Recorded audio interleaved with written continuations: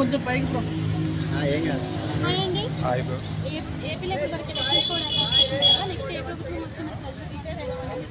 Once again YSR government YCP ప్రభుత్వంలో చాలా మందికి అంటే పేదలకు రైతులకు పథకాలు అనేవి సరిగ్గా అందక చాలా నష్టపోతున్నారు అన్నమాట.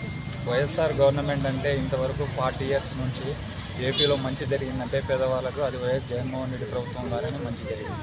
అంటే సో ఏం మంచి జరిగింది? ప్రతి ఒక్కటి జగన్మోహన్ రెడ్డి పాదయాత్ర ద్వారా ఇచ్చిన ద్వారా ప్రజలను వాటి ద్వారా తెలుసుకున్న పథకాలు అమ్మఒడి కావచ్చు, జగనన్న విద్యా దీవెన కావచ్చు, జగనన్న విద్యాకానం కావచ్చు, స్కూల్స్ కావచ్చు, ప్రతి పేదవాడికి మంచి జరుగుతుంది.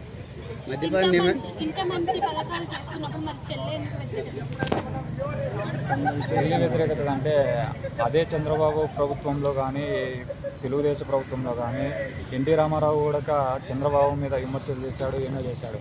అది ఫ్యామిలీ పరంగా రాజకీయంగా చూస్తే వేరు, పేదవాడికి మంచి చేస్తున్నాడా లేదా అని చూడాలి. కానీ మనం వేరే విధంగా వేరే కోణంలో అది చూడడం అనేది తప్పు. రాజకీయ స్వార్థం కోసం ఎవరి ప్రయత్నం వాళ్ళు చేస్తారు. అధికారంలోకి రాకముందు సంపూర్ణ మద్యపానం నిషేధం అన్నారు కదా, మరి అధికారంలోకి వచ్చాక పథకాలు ఏదైతే మాట ఇచ్చారో దాన్ని నెరవేర్చుకోలేకపోయారు, ఎందుకంటే? నిజమే, కొన్ని పథకాలు అనేది ఏపీలో 600 హామీలు ఇచ్చి చంద్రబాబు ఏమీ చేయలేదు ప్రజలకు. జగన్మోహన్ రెడ్డి మేనిఫెస్టో ఇచ్చి 99% అంటే 99% అంటే మీరు చేయలేదనేది ఒక్క హామీ మాత్రమే. ఆ 1%లో అది ఉండవచ్చు కదా, అది ఒక్క పథకం మాత్రమే లేదని మిగతా పాలన బాగాలేదనడం కరెక్ట్ కాదు.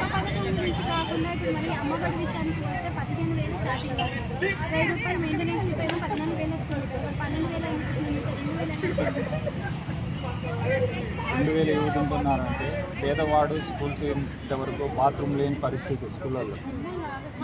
ఈ మెయింటెనెన్స్ కోసం 1000 రూపాయలు కాదు 2000 తీసుకుంటున్నారు. 2000 తీసుకుంటున్నారు. ఆ పథకం తీసుకోవడం వల్ల ఆ స్కూల్స్లో బాత్రూమ్స్ కానీ ఫెసిలిటీస్ కానీ అదేవిధంగా నీట్గా మెయింటెనెన్స్ కానీ ప్రతిదీ బాగుంది. ప్రతి తల్లిదండ్రులు హ్యాపీగా ఉన్నారంటే అమ్మఒడి స్కీమ్ ద్వారా, నాడు నేడు కార్యక్రమం ద్వారా ఏపీలో ప్రతి పిల్లవాడు బాగా చదవగలుగుతున్నాడు, బాగా ఆనందంగా ఉండగలుగుతున్నాడు.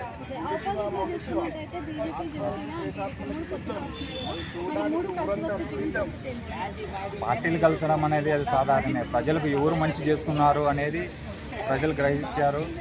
మళ్ళీ వన్స్ అగైన్ 50% ఓట్ షేరింగ్తో జగన్మోహన్ రెడ్డి అధికారంలోకి రాబోతున్నారు.